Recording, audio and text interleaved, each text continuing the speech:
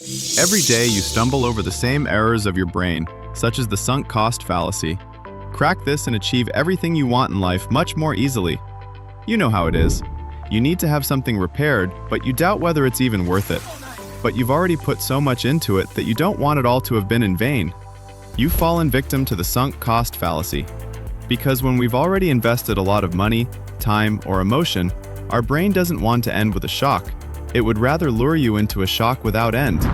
A sunk cost fallacy can even destroy your whole life.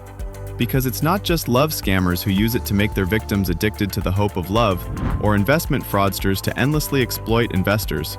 Even secret services use it deliberately, often building friendships over years after on-purpose arranged chance encounters, until you even put your life in danger for them.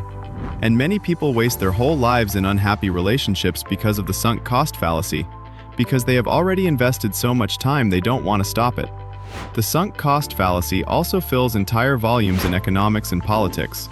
Although a happy ending becomes increasingly unlikely, people invest more and more because the loss would be even greater, a real vicious circle. Emotions are the ally of the sunk cost fallacy. If you give our brain hope long enough, it soon becomes addicted to it. And when it eventually realizes that it was all just a pipe dream, it's too late. You just have to give it a little glimmer of hope every now and then so that it prefers to keep going. The brain becomes even more addicted when periods of frustration are repeatedly interspersed with glimmers of hope.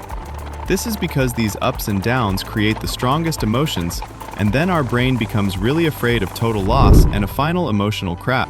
Fortunately, if you don't want to fall prey to the sunk cost fallacy, there are effective countermeasures.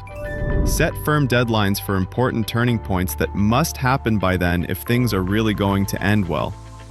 Do as investor Warren Buffett does.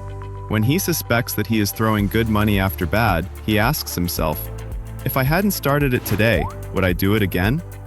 This applies to all situations in life. And when things get really dicey, imagine that everything has already gone irretrievably wrong and how things would continue from there. This will help your brain realize that the frustration phase is actually much shorter than you feared. But surprisingly, the very best hack is a simple sentence that you only have to say aloud a few times. It is, am I more indebted to my past self or my future self?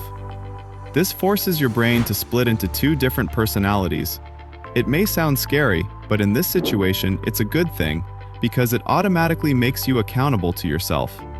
And always remember, an emotional crash in such cases is actually an emotional gain, because it proves that you can be proud of still being in control. If you know the system errors of the human brain, you will automatically get much more out of your life.